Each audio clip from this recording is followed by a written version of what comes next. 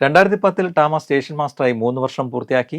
അതിൻ്റെ ബഹുമാനാർത്ഥം കിഷിയിലെ സ്റ്റേഷൻ കെട്ടിടം പൂച്ചയുടെ മുഖത്തിന് സമാനമായ ഒരു പുതിയ ഘടനയോടെ പുനർനിർമ്മിച്ചു.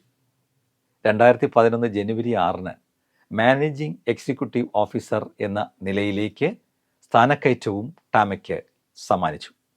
2013 ജനുവരി 5-ന് സ്റ്റേഷൻ മാസ്റ്ററായി 6-ാം വാർഷികം ആഘോഷിക്കുന്ന ചടങ്ങിൽ ടാമയെ വഖയാമ ഇലക്ട്രിക് റെയിലിൻ്റെ ആജീവനാന്ത ഓണററി പ്രസിഡന്റായി ഉയർത്തി. ടാമയുടെ പ്രായം വർദ്ധിച്ചതിനാൽ ജോലി സമയത്തിൽ റെയിൽവേ കുറവ് വരുത്തി. 2015 ജൂൺ 22-ന് ആ ദുഃഖം വഖയാമയെ പൊതിഞ്ഞു. 16 വയസ്സുള്ളപ്പോൾ വഖയാമയിലെ ഒരു മൃഗാശുപത്രിയിൽ ഹൃദയാഘാതത്തിലൂടെ മരണം ടാമയെ തട്ടിയെടുത്തു. ആദരാഞ്ജലികൾ അർപ്പിക്കാൻ അന്ന് ആയിരങ്ങളാണ് എത്തിയത്. മരണാനന്തരം ടാമയ്ക്ക് ഓണററി എറ്റേണൽ സ്റ്റേഷൻ മാസ്റ്റർ പദവി നൽകി. ഇതുകൊണ്ടൊന്നും അവസാനിച്ചില്ല. ആ പൂച്ചയോടുള്ള സ്നേഹം 2015 ഓഗസ്റ്റ് 11-ന് ഒരു പൂച്ച ദേവാലയത്തിൽ ആത്മദേവതയായി അവളെ പ്രതിഷ്ഠിച്ചു. ടാമ ട്രെയിൻ ഓർമ്മയ്ക്കായി പുനർനിർമ്മിച്ചു.